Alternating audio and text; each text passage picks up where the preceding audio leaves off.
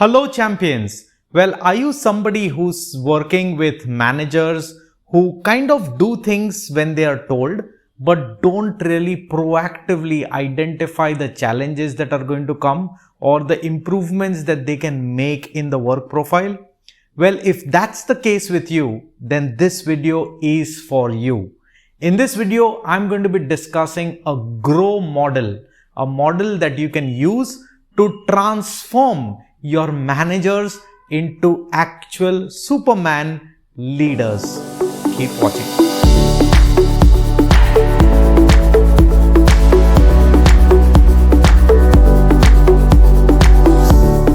Welcome back champions. My name is Hardik and I make videos to help your company grow. Well, if you think that what I say makes sense and if you feel that a conversation with me can help you troubleshoot some of your business challenges, then all you need to do is go on to my website, scroll a little down, select the relevant area you need help on, answer a few very basic questions, and there you will be able to book a one-to-one free consultation call with me. There are three things that every entrepreneur must do all the time.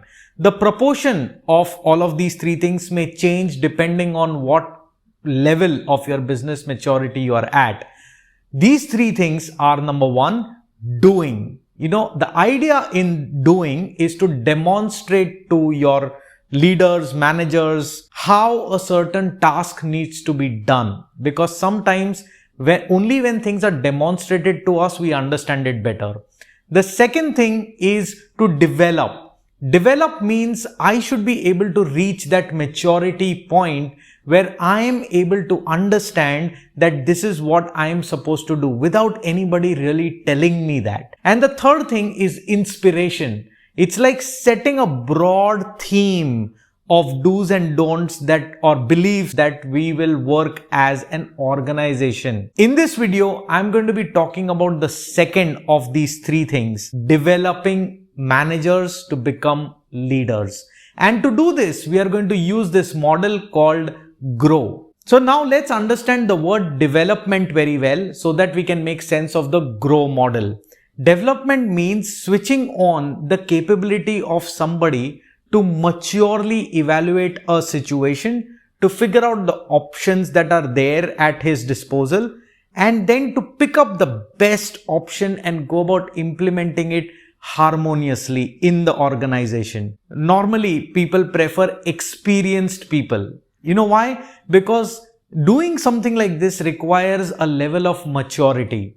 And guess why does experience give you that maturity? Very simple.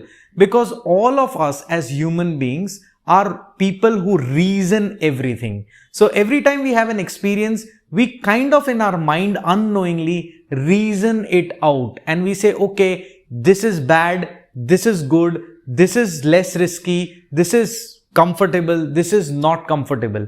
And it is based on all of those algorithms that sit in our head is how we look at a situation and therefore the options available. Now, obviously, we are looking to fast track that maturity. We are looking at somebody to become mature very quickly.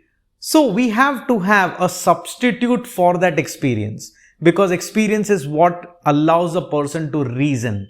So what we are going to do is we are going to substitute that experience with a conversation that allows a person to reason throughout the conversation and make those algorithms of good, comfortable, bad, nice to do, bad to do in their heads, and therefore gain maturity to understand the situation, evaluate the options in the right way, and then implement things harmoniously. So how do we do this? Well, we do this using the GROW model. Now, GROW is G-R-O-W, and all of these letters are basically steps which you follow during the conversation. So let's jump in. So the first letter is G, which stands for goal.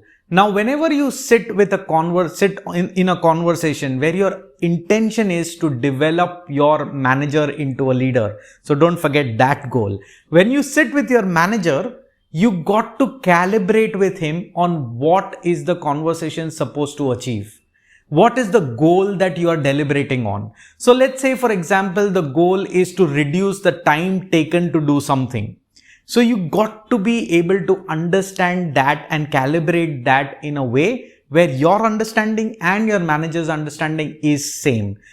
Understanding of the goal in the same way also means that you understand the importance of why that needs to be achieved and why everything else is not the scope of discussion at this point in time.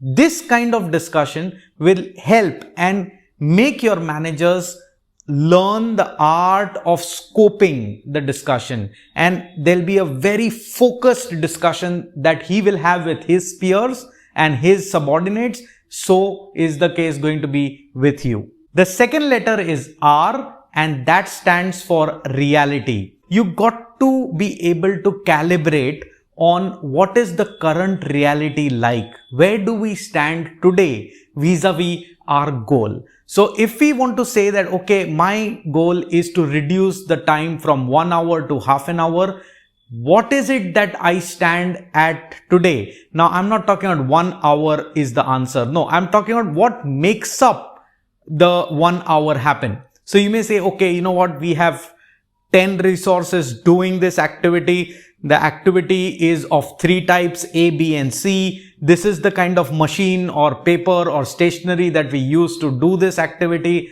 This is the kind of rework that it generates. This is the kind of errors that happened. This is the kind of approvals that are required. Understanding the current reality is extremely important. Now, how do you do this? You do this by asking your manager questions, asking him questions that make him think through what are the aspects that he has to take into consideration. So you may want, your questions could be, okay, what do you think? Why do you think we are at 1 hour instead of half an hour?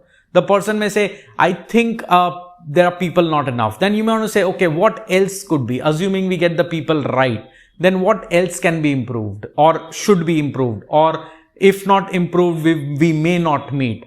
And you asking such questions is making his brain reason why it is not half an hour and why it is 1 hour. Now, you are substituting experience with your conversation, and by questioning, you are making him reason that otherwise he would have reasoned only once he experiences not meeting the target without having that particular aspect in. The third letter is O. O stands for 2 things, options and obstacles.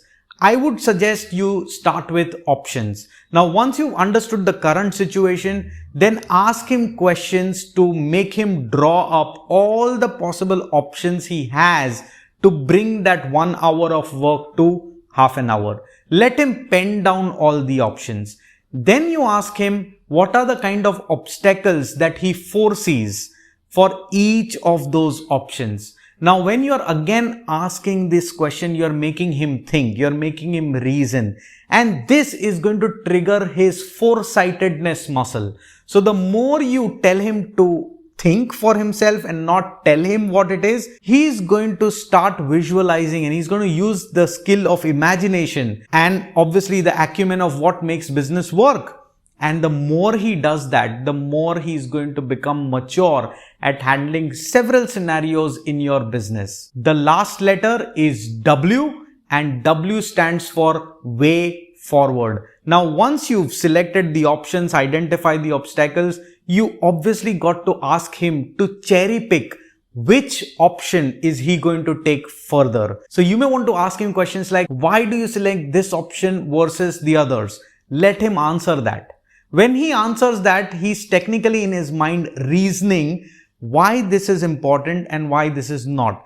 Chances are he may change his option. He may say, yeah, this is more risky, this is not, but maybe I think this is also equally risky. So maybe I'll go with the third one. Now, all of this that is happening in his mind is happening simply because you're asking the right questions. So way forward, assess risk again by asking questions. Then the second thing that you do is have him break down his entire option into smaller chunks of activity and then create an action plan around that. If you see, my friends, throughout the GROW model, throughout all of these 4 steps, We are operating by questions. And it's extremely important for you as a leader to practice this, because it's not easy to ask questions. And the reason why it's not easy, because sometimes questions can be leading questions, which means you want that person to select a specific answer, and therefore the question is designed in a way that he has no choice to select that answer.